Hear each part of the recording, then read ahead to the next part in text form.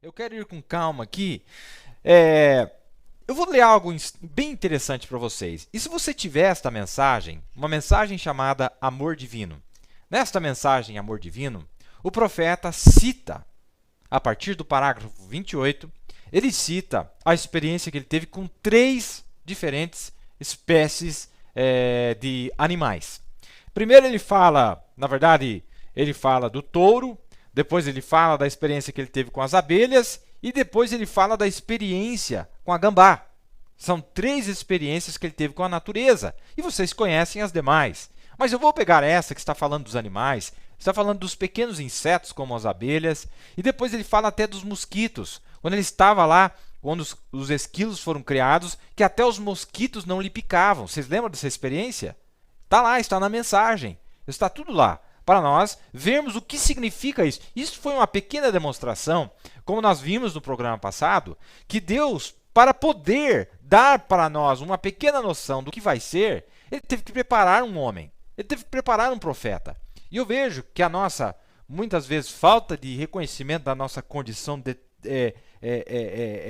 deteriorada, a nossa condição tão miserável. E eu estou dizendo isso, irmão, mesmo que você considere que você é nascido de novo, essa carcaça não presta. Nós estamos dentro de corpos literalmente imundos, sujos. Você, eu fui santificado, não.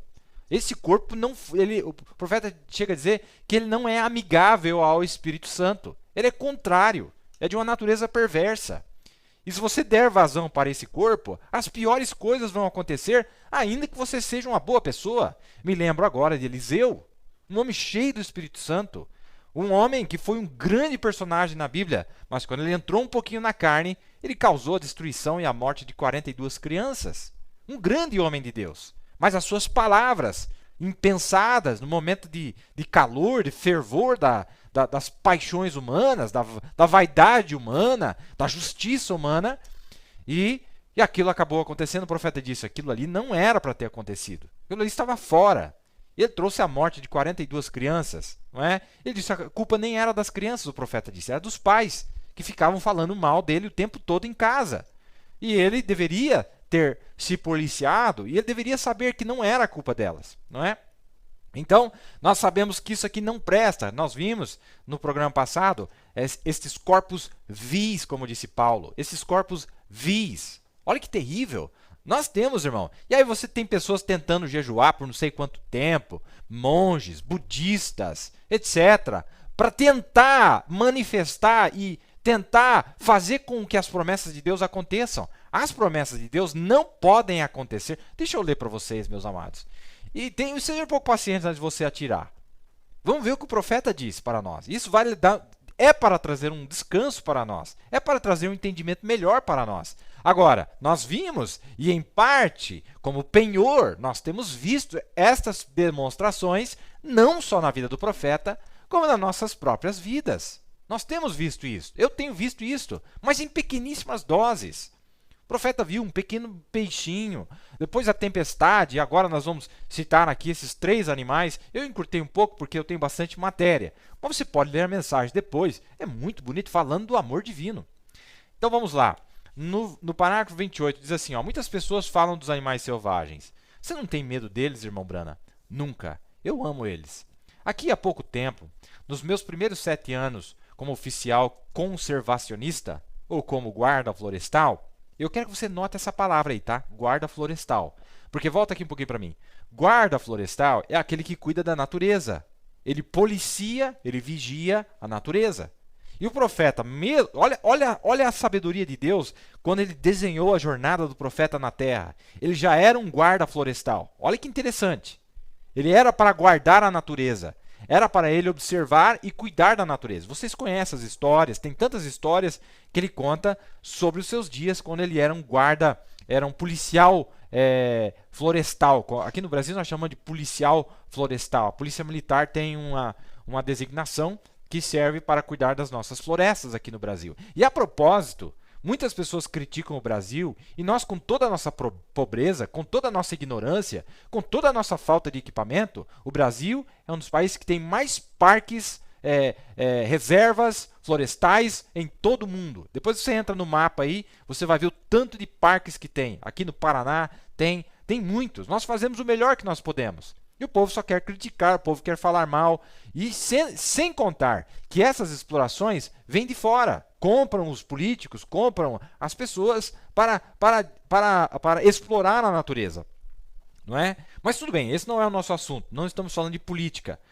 Ele diz aqui, ó, quando eu era um guarda florestal, uma vez eu estava cavando uma pequena trincheira para jogar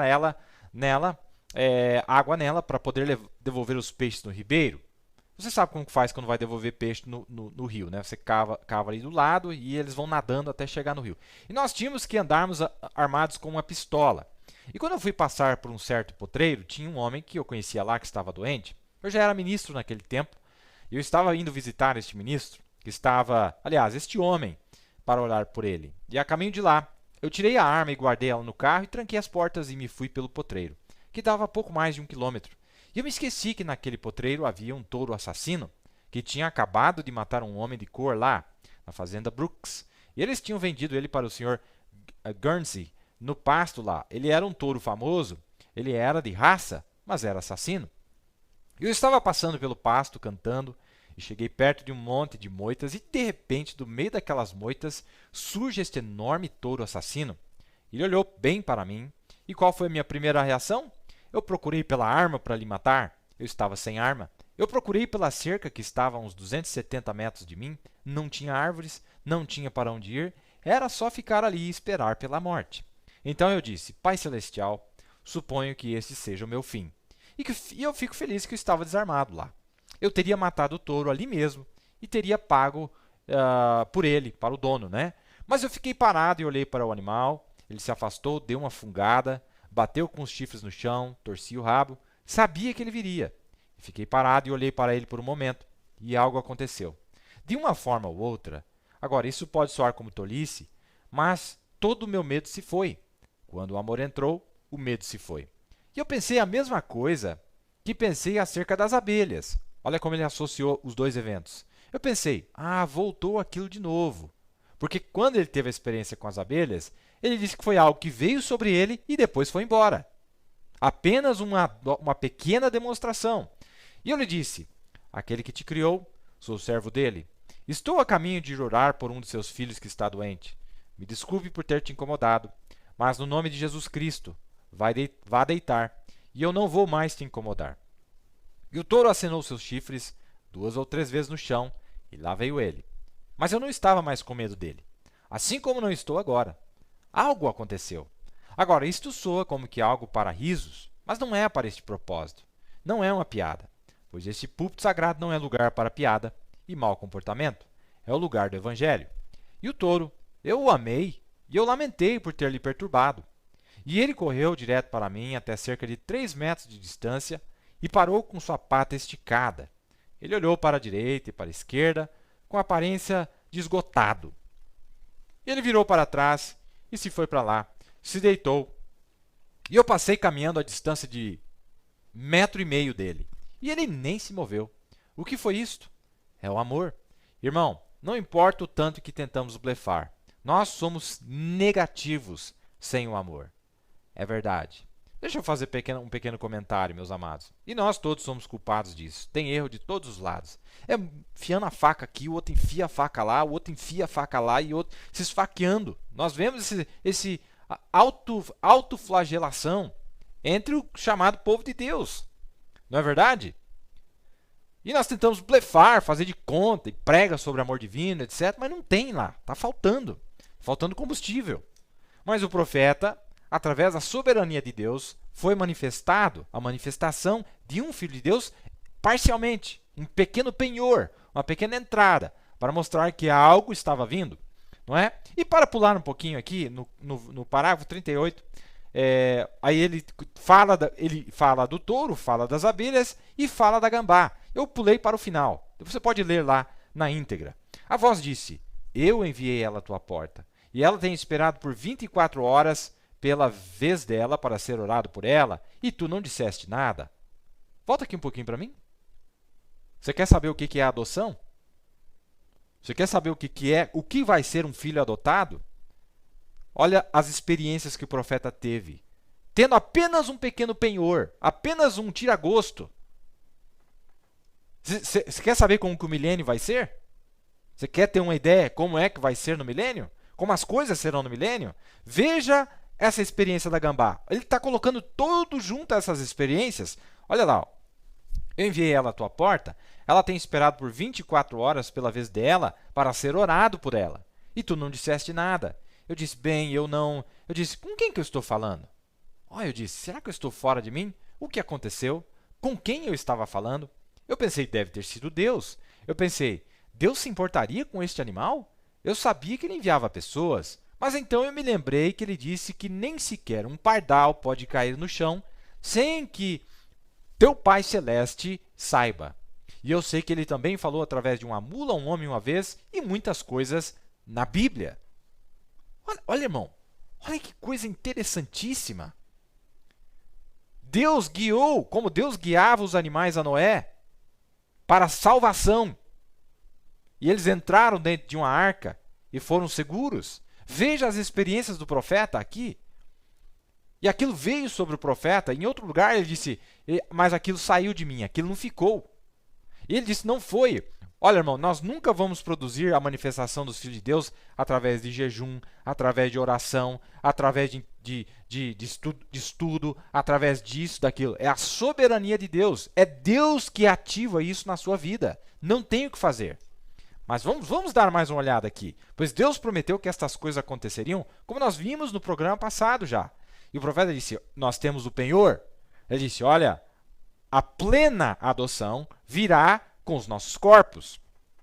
E olha, deixa eu voltar a falar para vocês, quando Deus deu uma demonstração de seu filho plenamente adotado, ele transfigurou-se e estava em um estado glorificado. Olha que interessante.